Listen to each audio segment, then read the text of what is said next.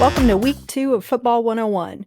We're going to start breaking down each position in a little more detail and covering some of the rules and nuances to help you succeed at your position. Today we start on offense with the quarterback. Many of the attributes needed by a quarterback are intangibles that don't necessarily come from being bigger, stronger, or faster. Quarterbacks need leadership skills, knowledge of the game, a willingness to learn from mistakes, and patience in order to find success. Let's walk through these skills to understand more about the position. First, a quarterback needs to be a strong leader. They're usually seen as the captain of the offense and can set the tone for the culture of the team.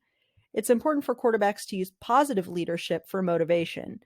They need to be effective at communicating the overall offensive strategy, specific plays, and working with players to bring out their strengths. Ideally, quarterbacks will know the speed, abilities, and game knowledge of each player to find ways to get everyone involved in the game. It's important to note that the NGFFL rules do not have a stipulation for players of a certain gender to be involved in a certain number of plays. Some leagues may require a female player to touch the ball once within every 3 downs. That's not the case here. It will be up to the quarterback and/or team captain to ensure all members of the team have equitable opportunities to touch the ball and get involved. In the following video, you can see the quarterback lead their team in the huddle by communicating the play and setting the expectation for what's to come. 10 minutes, 10 minutes.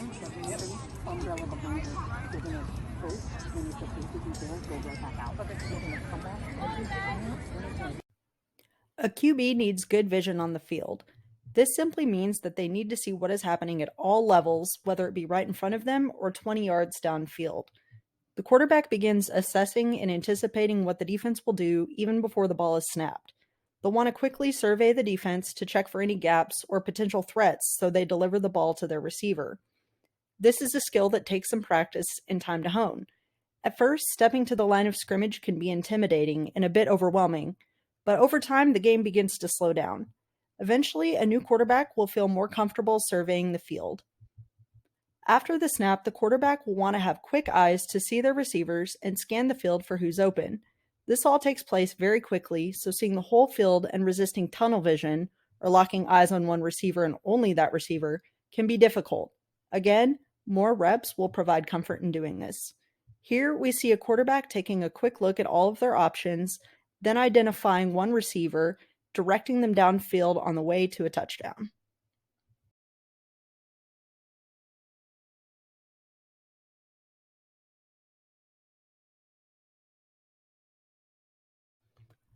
Quarterbacks have to be one of the most knowledgeable players on the field. They're responsible for calling the plays and the specific routes their receivers will run. A route is the path a receiver takes. We'll cover them in more detail tomorrow as we discuss the wide receiver position. Each route requires a different touch on the ball, distance, and understanding of where the receiver will be. It's extremely helpful for a quarterback to get practice throwing all of the different routes with their receivers to gain comfort and familiarity with their skill level. Quarterbacks also need to know exactly where their offensive teammates will be on the field. This helps them make quick reads and decisions.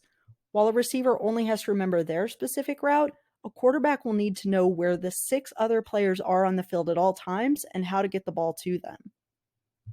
Sometimes a quarterback will use an armband with printed plays on it to call the play in the huddle and instruct their teammates where to go. Other times, quarterbacks will call out the play or route for each player at the line of scrimmage. You'll want to talk about this as a team to determine what works best for you. It's a misconception that strength and size are the most important attributes of a quarterback. While they may certainly be helpful, one could say that accuracy is one of the most important factors in being a successful passer. Though long balls are fun to watch and can have a big payoff, they don't necessarily come with a high percentage for completion. Flag football teams can have great success using quick, short yard passes to move down the field. This strategy is sometimes called dinking and dunking and simply means using shorter, more accurate passes to gain yardage. Seeing as a team has 4 tries to gain 10 yards, picking up 3, 4, or 5 yards at a time can be extremely effective. Short, accurate passes reduce the risk of being intercepted and can get the offense in a rhythm. Once rhythm is established, then a quarterback may feel more confident throwing a longer, riskier pass.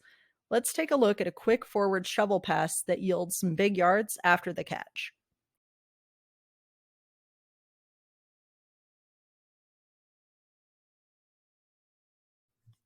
As we mentioned with good vision, quarterbacks need to make quick decisions. They'll need to adjust and readjust as plays develop and the defense closes in. A quarterback needs to move through their progression, or looking at each receiver, quickly and then get rid of the ball. Sometimes the best strategy is to use a check down. A check down means the quarterback will choose to throw a quick short pass to one of their blockers or the center after seeing the receivers aren't open.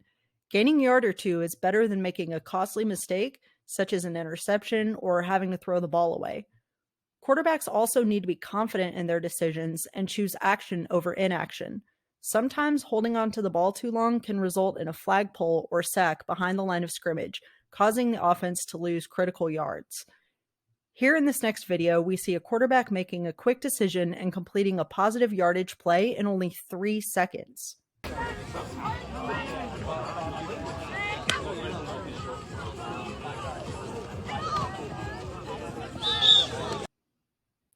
Quarterbacks don't necessarily have to have blazing fast speed, but quick, steady footwork is definitely a helpful trait. As mentioned before, the defense can send 1 or 2 rushers to put pressure on the quarterback as they throw. Being evasive and finding time and space to make a good throw is essential for a QB. They'll need the ability to move out of the pocket if it collapses. The pocket is that cushion area created around the quarterback by the blockers as they attempt to keep rushers at bay. If it collapses, the quarterback may need to quickly move away from the rushers in pursuit.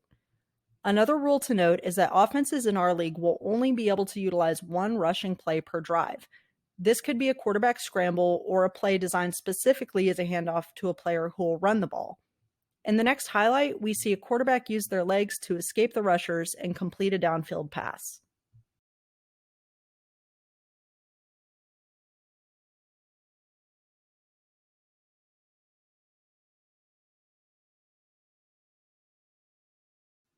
And finally, quarterbacks need to have a short memory. This simply means they need to brush off the plays and decisions that don't turn out so well. Interceptions and other mistakes will happen in a game. The ability to bounce back from a negative play and stay in a positive headspace is crucial. You may not be able to take back what just happened, but you certainly can have a positive impact on the next play. In this clip, we see a play that the quarterback probably wishes they could get back. The important thing is to get back out, shake it off, and try again.